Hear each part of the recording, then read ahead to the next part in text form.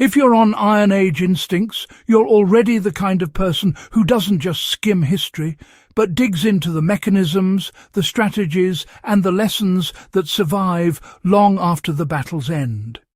So, before we go deep into today's topic, hit that subscribe button so you never miss the kind of historical insights that actually sharpen your instincts.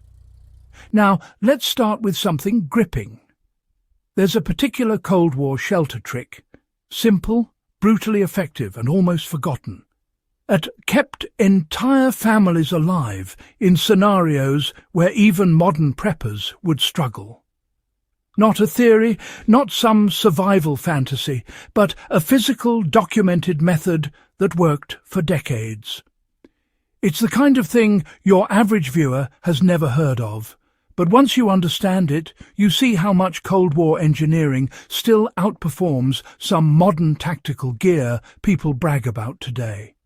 And it starts with a small detail most governments quietly relied on. The trick begins with understanding how Cold War engineers redefined soil as a weapon and a shield. During the Cold War, the greatest threat wasn't bullets or invasions, it was radiation. And what most people today don't realize is that some of the most effective fallout shelters weren't complex concrete bunkers or state-funded installations. They were simple, civilian-built structures whose power came from nothing more than dirt, gravity, and a principle that has held up through every scientific re-evaluation since the 1950s. Mass dampens radiation far better than fancy materials. The trick was this. Cold War engineers discovered that instead of building thicker walls, the most reliable long-term shelter was a low-profile, earth-bermed structure with compacted soil layered above and around it in precise thicknesses.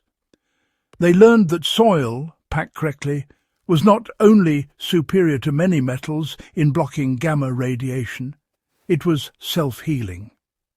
If a blast wave shifted it, the soil settled back into place. If the weather eroded it, more soil could be thrown on top without compromising the design. That's why so many of these old structures have outlasted modern prefabricated bunkers that corrode or crack within a decade. To create this kind of structure, Cold War manuals recommended embedding a steel or timber frame only deep enough to form a cavity, then piling 3 to 4 feet of compacted soil over the top. You didn't need rebar grids or exotic alloys, you just needed consistent mass. That was the trick that withstood decades. One reason these shelters endured is that they leveraged natural forces instead of fighting them. A concrete dome fights gravity every day of its existence. An earth-bermed shelter, on the other hand, invites gravity to work in its favour. The heavier the soil, the stronger the protection. This is why, even now, inspection teams in Eastern Europe still find Cold War-era shelters that remain functional despite zero maintenance. The soil does the work, and the structure beneath only needs enough strength to hold a defined shape. Cold War scientists measured how radiation drops as it passes through mass and soil, delivered one of the best cost-to-protection ratios ever documented. Every inch reduced radiation exposure dramatically. Families who followed the original Kearney-style shelter instructions could take a weekend, a few logs, some plywood, and the surrounding earth, and turn it into a structure more effective than some commercial shelters sold for tens of thousands of dollars today.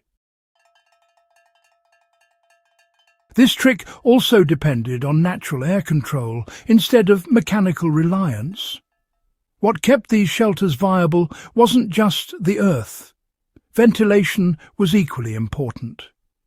Many of the long-lasting Cold War shelters use something known as the natural draught method. Vent pipes placed at different heights to create airflow without relying on electricity. Warm air inside rose up through a higher vent, pulling cooler air in through a lower one. No fans, no generators, no failure points. This method kept oxygen levels stable for decades in shelters that were never once opened. In fact, some Cold War researchers sealed test chambers for 30 or 40 years and found the internal air quality still intact. That wasn't magic. That was physics, human observation, and a refusal to over-engineer what nature already handled. If you want to apply this yourself today, it works with simple materials. A buried shelter could have a low PVC intake pipe angled upward from ground level, and a higher exhaust pipe embedded through the roof mound. The difference in height alone keeps air moving. The Cold War engineers weren't guessing. They documented real airflow rates, which many survivalists today still use when building off-grid storage cellars.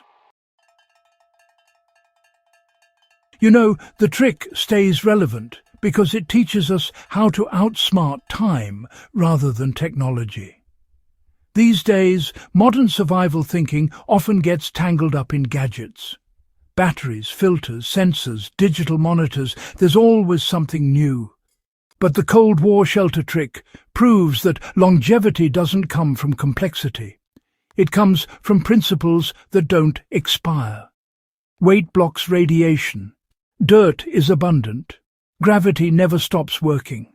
And honestly, structures designed to cooperate with the environment last far longer than those that try to resist it.